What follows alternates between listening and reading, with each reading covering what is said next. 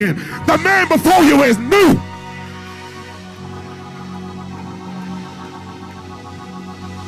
Because when you talk to her, you say, well, where's she got it, man? There's no history of this man. The man before you is new. Because when you talk to her, you say, well, where's she got it, man? There's no history of this man. The man before you is new.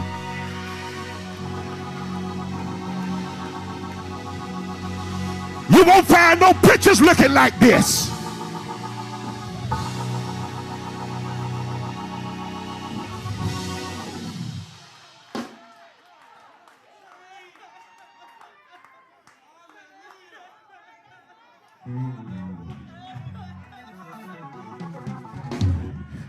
Some of you look like this picture right now. You're dark. And you're surviving in the situation right now. And he says, today is your choice of how you gonna come out.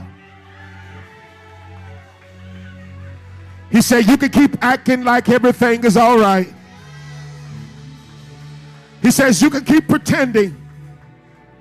Or he says, today is the day you can raise your hands up and decide that damn nigga will ever call you out your name again.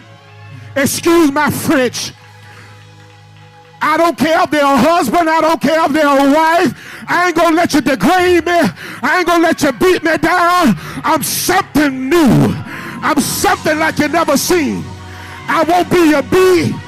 Come on, somebody up in here.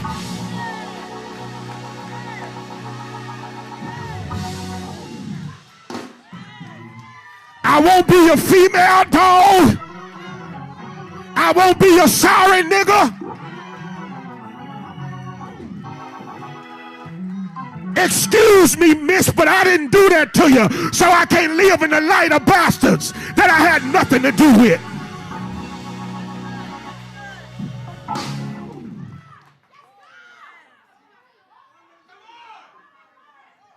Some of you are living in the light of excess.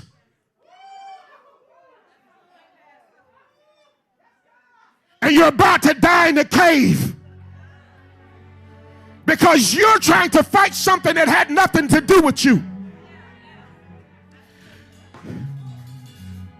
Can I give you a spiritual weight for just a second? I want you to bear this weight. When you come into a relationship and there's been a wife or a husband, are y'all hearing me? Every place comes with a seat. And according to who have been sitting in that seat, you have to be ready when you sit in that seat to cleanse it. Because if you don't cleanse that seat, you now have to bear the weight of somebody that broke that seat. And some of you are fighting some stuff right now from a seat that you had nothing to do with. I ain't do what that bastard did. I ain't do what that bastard did. Some of you got to come to the place to tell you, I ain't do what she did. Can I get gutty in here for a minute? I ain't do what that hoe did. So I can't suffer like that.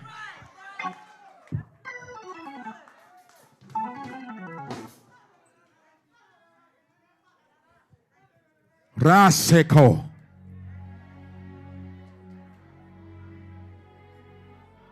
And I tolerated it. And y'all don't understand. Y'all thinking this is a short process. I started pastoring the church in 2008. In 2010, I knew my marriage was over. But I stayed in it for righteousness' sake.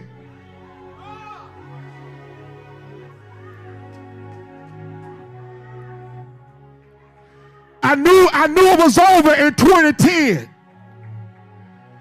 But I stayed in it for righteousness' sake.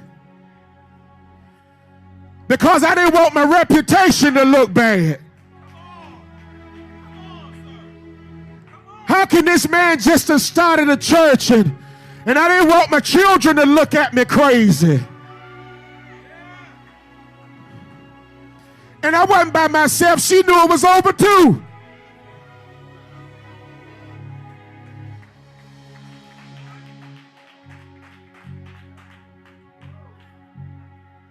So I started the church in 2008.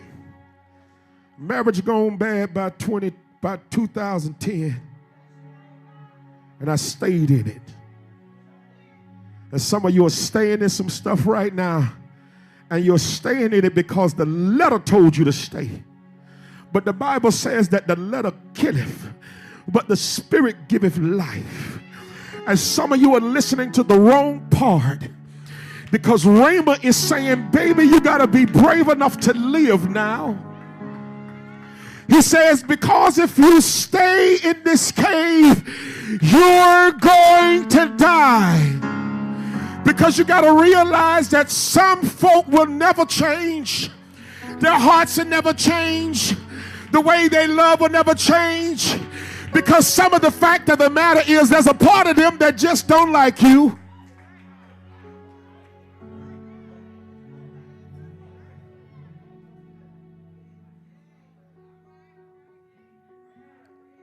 Y'all all right?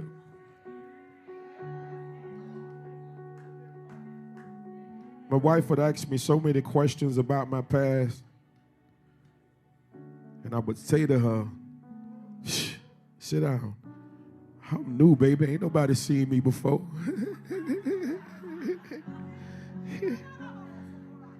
Ain't nobody seen me before. It's the truth. My children will be sitting at dinner with us, Bishop. We went to Jacksonville, and my wife was just sitting there staring. She was like, dang, the way they look at you. And it's because I decided to live.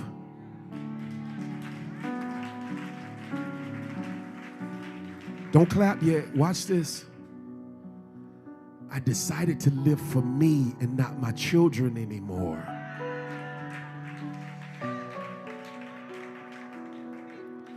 I decided that I deserve happiness. And some of you need to make the simple decision that you deserve happiness. Will God punish you for happiness? I thought so.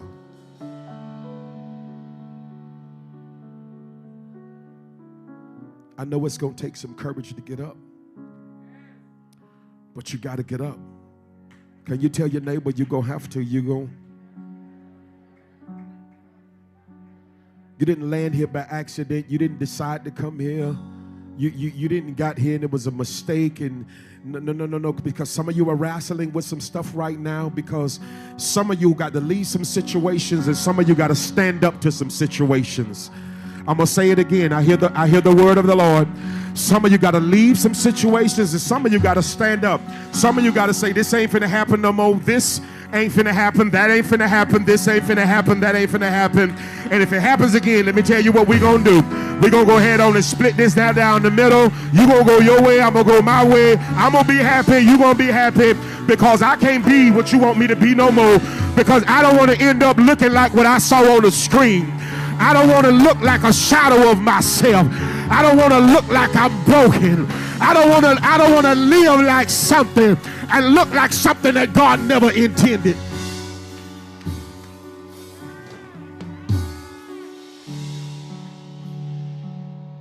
I used Elijah as the character of the moment because he was the one that looked like he had everything right.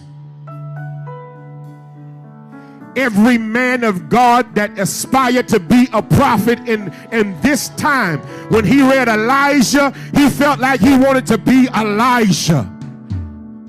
I felt like when I began to get into the apostolic movement and I began to feel prophetic utterings by word of knowledge and some miracles, I wanted to be Elijah. And I realized that Elijah had problems. And Elijah didn't finish his ministry. I ain't finished with you yet. I need you to get all of this.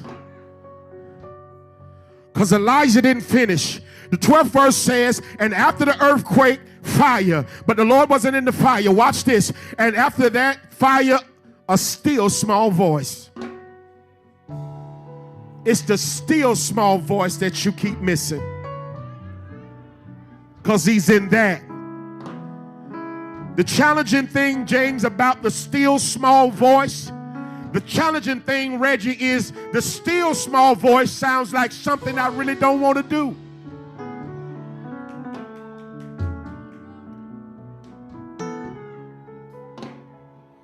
The still small voice says something to me, Carlos, that I wasn't ready to hear. The still small voice began to say to me that it's over in this city.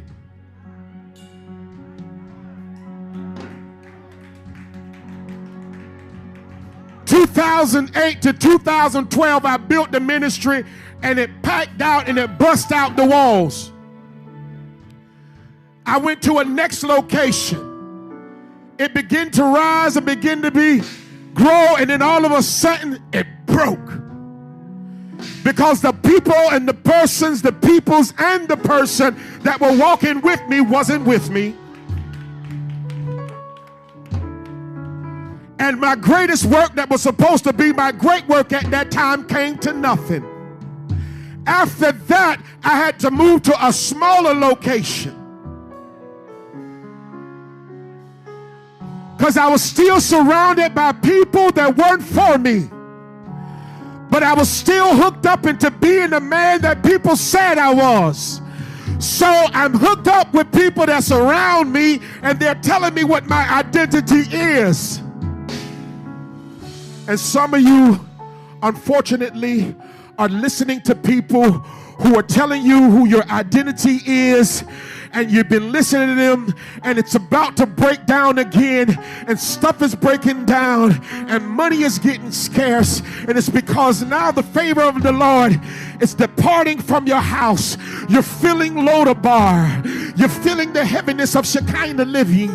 You come into a house and you feel oppression. You're in the bedroom and you feel oppression. It's weighty everywhere you go. You're inside the car and you try to find a song of worship. Nothing can give you what you need because the cave is apparent now.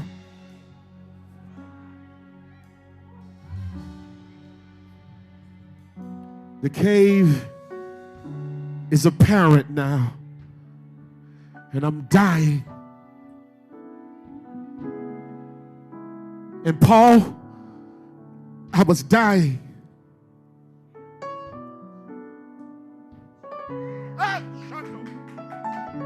I was dying. That was on a Saturday. I was in the pulpit the next day, draped in apparel, draped in custom-made three-piece suits, chains in the right place, smelling the right way, but dying, sitting next to somebody dressed up in the seat that really had been left the building.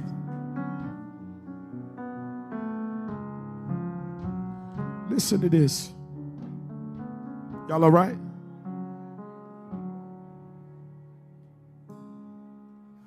Listen to this. Go to the 15th to 14th verse. Let me show you how God works. 13th verse, let me read it on down. I believe there's something in it. He says, and it was so. Elijah heard it, that he wrapped his face in his mantle, and he went out, and he stood at the entering of the cave, and behold, there came a voice unto him and said, asked him again, a second time. Somebody say a second time. I want to say to you, this is your second time that it's going to be asked. You may not hear a third. In other words, after this, you may be stuck in that thing till you leave here. Because God only comes so many times and gives us the word that we need to respond to. He asked Elijah again. He said, what doest thou here? What are you doing here, Elijah? And he said, I'm very jealous. He began to repeat the same things again in this 14th verse. I want to show you something. Because I don't want to read this again, because he says the exact same thing to God again after God gives him the answer. Look at this 15th verse. And the Lord said unto him, go, return thy way to the wilderness of Damascus. And when thou have comest, anoint Hazael to be king over Syria. 16th verse says, and Jehu, the son of Nimshi, he said, thou shalt anoint him to be king over Israel. And Elijah, the son of Shaphat, of Abel, he says, thou shalt anoint him to be prophet in thy room. Kay, can you do me a favor up there? You up there? I need that in the message. Run up there real quick. Run there real quick. I need to see that in the message. I want y'all to see this. Look at what God does. I want y'all to see this conversation. And I'm surprising him, so y'all give him some grace. I want to see that 1 Kings 19 and 15. 1 Kings 19 and 15. Get that up there for me. In the message. And God says, go back the way you came through the desert to Damascus. When you get there, anoint Hazael, make him king over Aram. Come on. Anoint Jehu, Nimshi, make him king over Israel. Finally, anoint Elijah, the son of Shaphat, of Abel, Melio, to succeed you as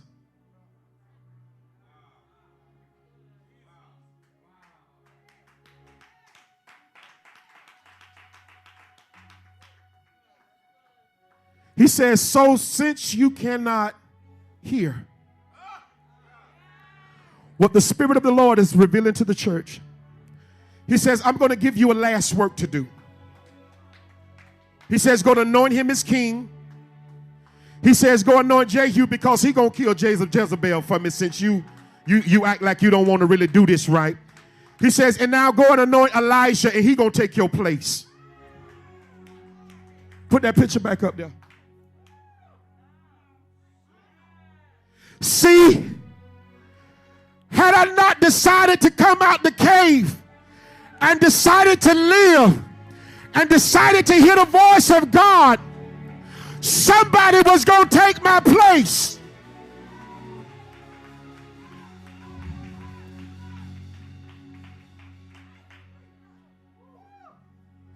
Because like Elijah, it hurt, Bishop. It hurt that I put so much investment into things and so many years into a place and so many investment into people to come to this.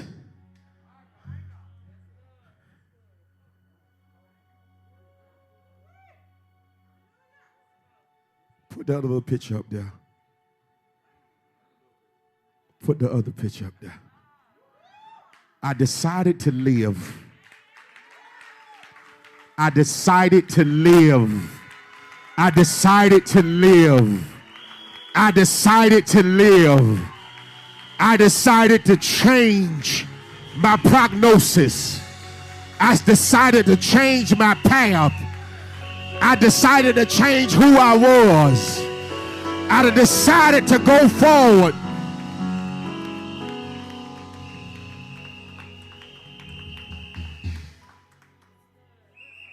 When I woke up, I looked at myself and I didn't like what I saw. And I said, I'm finna change this.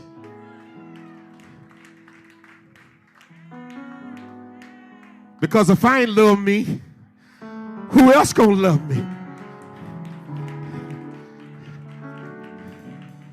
If I ain't like what I saw, who else gonna like it?